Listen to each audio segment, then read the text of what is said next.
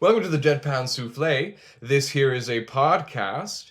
The YouTubicon, ladies and gentlemen, is well and truly crossed, and the pod has been cast. My name is Dr. Strange. Laugh, but not really, of course. That is, in fact, a moniker. No, that's also a lie. Moniker is my mother. No, Doctor Strangelove is a sobriquet that I have designed to deter doxing detractors. Amateurs, all of them, of course, because not until you've seen the good Doctor Boxing have you seen real doxing. I am a scholarly pugilist of sorts. I am a scholarly pugilist who is frankly second to none. But in my defense, that is because the nun in question, Sister Aloysius, is a seasoned Bible basher. Otherwise, I have more punchlines than an oversubscribed cantina. I am streaming, as always, from the Obscuratorium, my secret compound, my lair, whilst the Obscuratorium itself whispers flagrant absurdities and arcane apophthegms, shall we say, straight into my good ear. Yes, the Obscuratorium is my compound, nestling high in that one mountain after which Montana is named, and ringed by a defensive wall that is so high that not even a centurion bearing a mural wreath and fresh off a Silphium bender could possibly hope to scale it. Yes, it's true. And just outside of that ring wall are beacons, that warning beacons that are lit upon sight of banditti or the Amazon delivery guy, whoever gets here first. Frankly, sometimes the banditti are disguised as the Amazon delivery guy, and then things get complicated. But otherwise, that is their purpose. And this podcast is brought to you mostly by me, with some contribution from the Obscuratorium's groundkeeper come oracle, Gilbert, who frantically mumbles fragments of unearthly fever dreams into my one bad ear, whilst I sleep.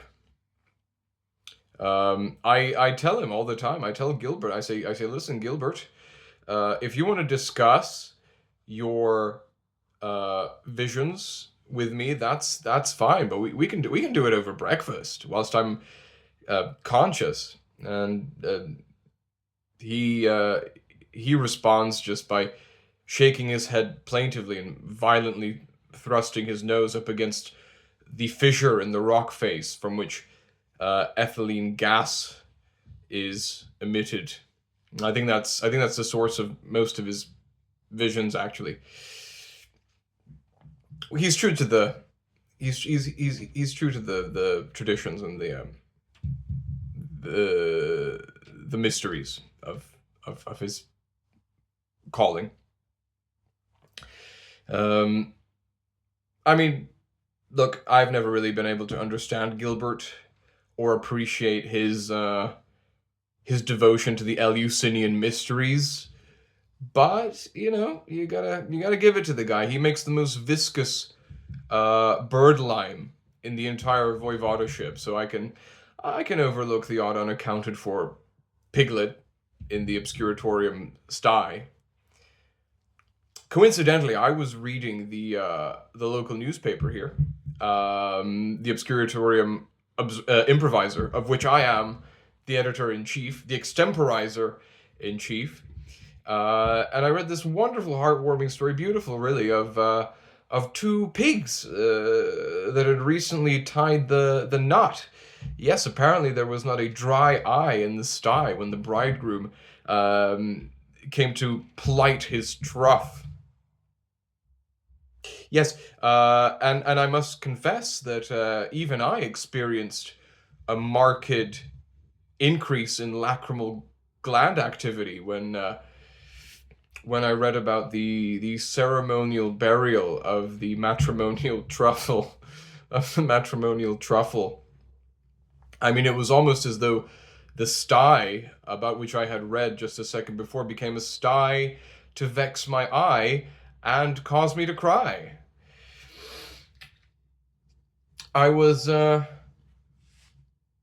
I was stymied, to say the least. So much so, in fact, that when Gilbert materialized seemingly out of nowhere in order to expatiate upon his reasons as to why he rejected the 4th of July in favor of July the 15th,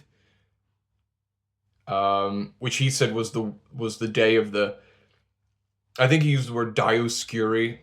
Frankly, that's ungallant to drop a word like Dioscuri on a guy who's in the midst of a sobbing fit. Call me old fashioned, but I believe that the lachrymal and the sesquipedalian ought to be kept some ways apart, actually.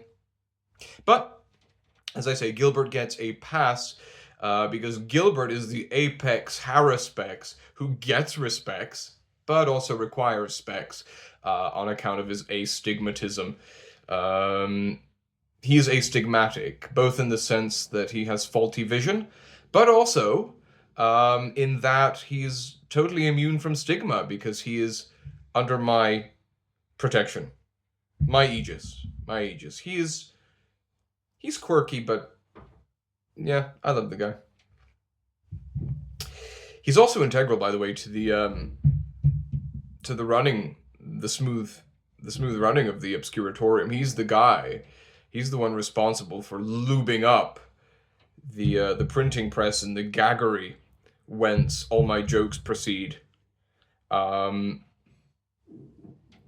keeping it humming sweetly. Oh, he's also the guy who lights the beacons. Indispensable, to say the very least. Also, the man is a divination machine.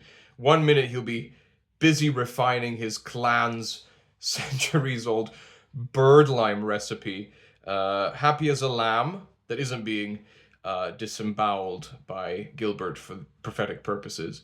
And the next moment, some carefree ungulate will hove into view, and Gilbert will be upon him, festooned in his viscera, for telling the future, telling me, for example, that as he did recently, that the decorative harpoon above the mantle will misfire, and establish the cat as a permanent fixture in the wall. Now that did indeed occur. However, it happened before Gilbert prophesied the future. So the cat's there. He's harpooned into the wainscoting. I don't know. Like some hapless feline protagonist in a grotesque Edgar Allan Poe, Herman Melville story. But for all his enchantment with entrails, Gilbert never really succeeds in presaging what is to come. Rather, it's more like he's reminiscing about what's already happened. Fascinating fellow.